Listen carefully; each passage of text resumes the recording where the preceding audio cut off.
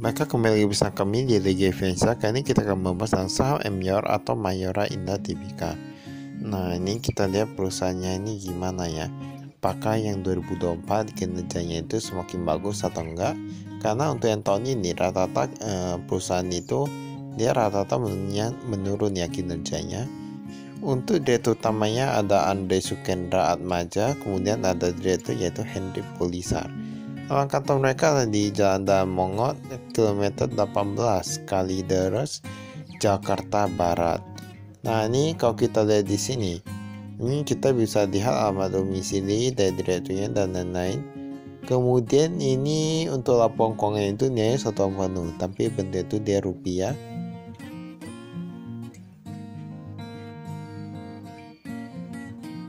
Kita lihat kasnya ya, kasnya sedikit meningkat, kemudian persediaan dia meningkat kurang lebih sekitar 3 miliaran ya kalau kita di sini, 2 miliaran hingga 3 miliaran.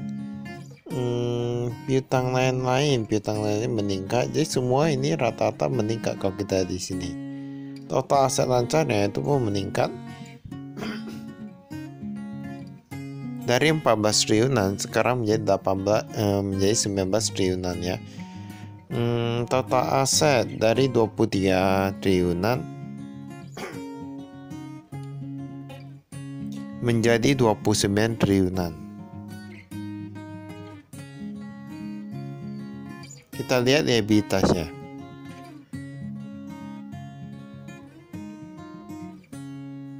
Ini ada utang jangka pendek atau ada utang usaha. Total hutangnya dari 8 triliunan sekarang menjadi 12 triliunan. Jika kita lihat ini penambahannya itu ada sekitar 4 triliunan. Nah, nanti kita lihat gimana dengan total ekuitasnya, apakah ada meningkat sebanyak itu atau enggak.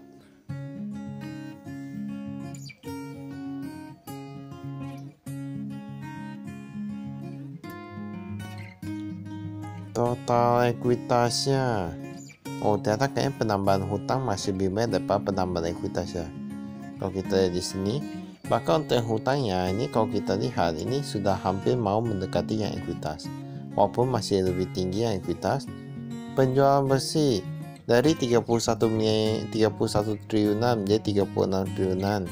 Kemudian ada bahan pokok penjualan yang bertambah, labanya dari 4,2 triliunan menjadi 3,9 triliunan. Nah, kalau kita lihat di sini sebenarnya kayak laba usahanya ini menurun jika ditambah dengan yang lain pun sama aja, kayak gitu beda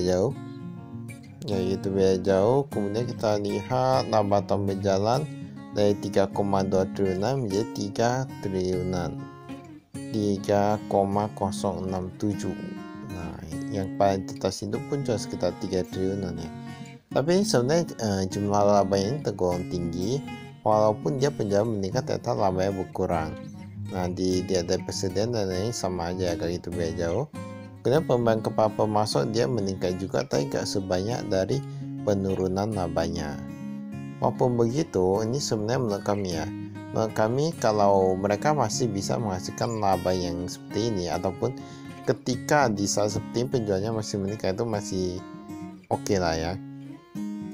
Karena di saat seperti ini banyak sekali perusahaan yang kinerja itu menurun, penjualnya itu dia menurun. Tapi ini masih meningkat walaupun labanya sedikit menurun.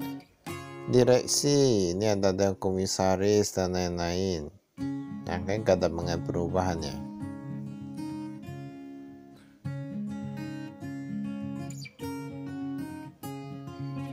Tapi setahu kami kinerja dari saham Mayora Indah ini seharusnya tiap tahun cukup bagus ya. Tapi mungkin tahun ini mengalami sedikit penurunan. Kita lihat gimana dengan tahun kedepannya. Karena biasanya kalau perusahaan bagus, walaupun dia kinerja ini untuk 1 tahun atau 2 tahun ada yang turun, itu dia bahkan tetap naik. Itu bahkan tetap naik untuk kedepannya, karena dia perusahaan bagus ya. Tapi nggak bisa lihat juga, karena perusahaan bagus bisa jadi perusahaan yang buruk ya. Kalau kita lihat dari 6,6 miliaran sekarang menjadi 6,2 miliaran. Ini pihak berhasil, oke, dia meningkat.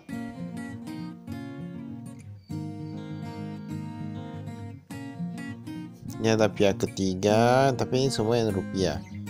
Nah, bank yang di Bank of China ini meningkat ya. Yang ini mata uang asing.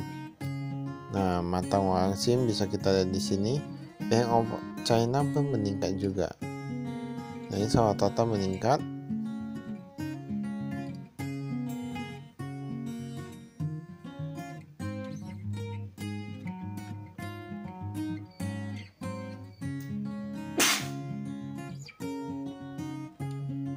Ini kita lihat deposito berjangka yang pihak berhasil dia menurun cukup banyak. Jadi Bank Indonesia ini merupakan pihak berhasil dari Mayora Indah. Memang rata-rata kayak gitu ya. Konglo kalau misalnya bisnisnya itu udah gede, rata-rata juga ada punya bank sendiri. Karena memang industri bank di Indonesia ini cukup bagus. Deposito berjangka kita lihat pihak ketiga dari 500 miliaran sekarang menjadi 700 miliaran. Ya, ini meningkat juga. Kemudian kita lihat ini yang US dollar ya. Ini yang US dollar. Kalau ini yang euro dari ada jadi ke ada ya. Kemarin di Bank OCBC NSP suku bunga yang rupiah dia meningkat. Piutang usaha kita di sini. Piutang usaha pihak berhasil ini cukup tinggi ya. Pihak berhasil cukup tinggi. Pihak ketiga agak kecil. Nah, ini dia memang meningkat tapi gak gitu banyak. Yang pihak ketiga, yang pihak berhasil sangat besar, luar biasa, jumlahnya itu jumbo, bahkan mungkin menguasai lebih dari 60%, mungkin hampir 80% atau berapa ya. Pokoknya tinggi lah ya.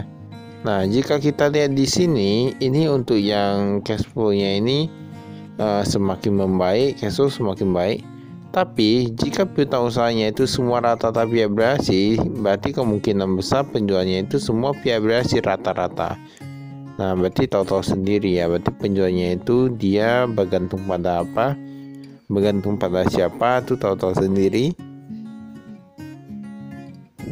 Memang sebenarnya kalau kami ya, walaupun sebuah perusahaan itu bagus, tapi kalau pihak berhasilnya itu terlalu banyak nilainya dan dia bergantung pada pihak berhasil, itu akan menurut kami agak gimana gitu ya, agak cukup sulit gitu ya.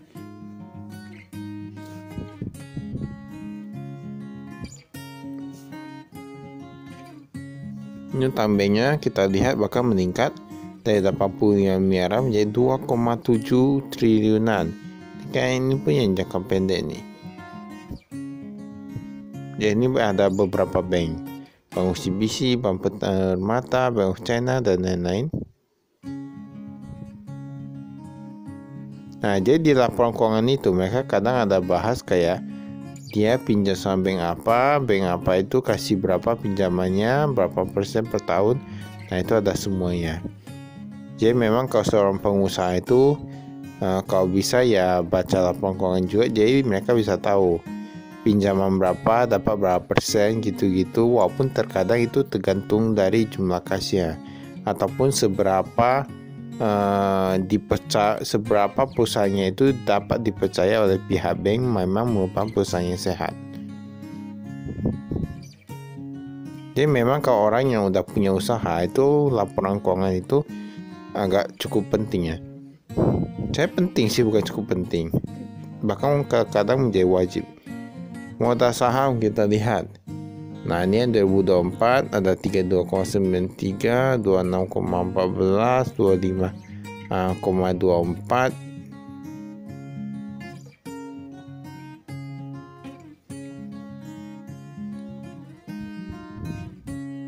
Ini enggak gitu berubah ya. Penjualan bersih kita lihat di sini. Nah, penjualan bersihnya itu dia ada yang lokal, kemudian ada yang ekspor, dan ada yang retur.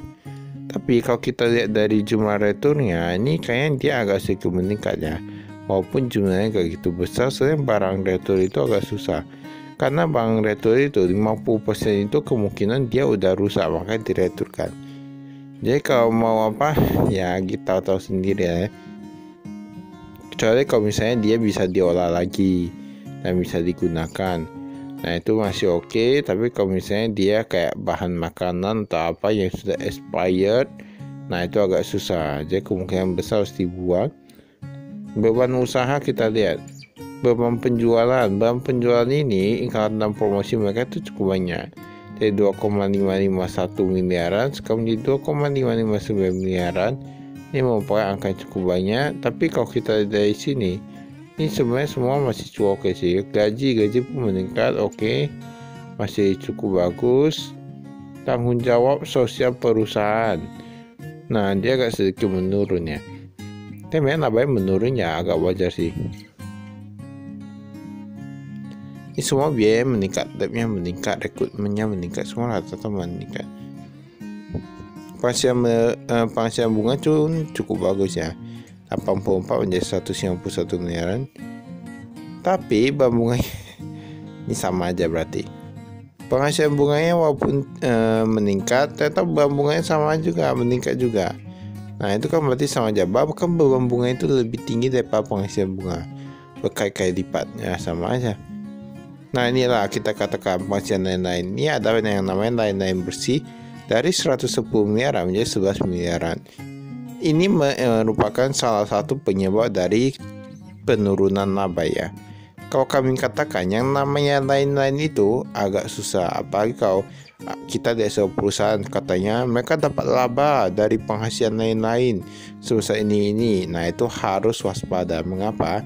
Karena yang lain itu kita nggak tahu itu sebenarnya apa. Kemungkinan besar di masa depan dari misalnya 100 miliaran bisa jadi 1 miliaran atau belasan miliaran ataupun puluhan miliarannya. Jadi gak ada yang bisa pastikan yang lain-lain ini. Nah jadi kalau misalnya ada yang perusahaan labanya meningkat karena lain-lain, itu kita gak boleh terlalu gak boleh terlalu bahagia ataupun senang, karena itu merupakan hal yang gak pasti menurut kami ya. Ini pasar geografis, ada Indonesia, ada Asia, kayak masih yang di Indonesia dan Asia ya, kawasan Asia semua.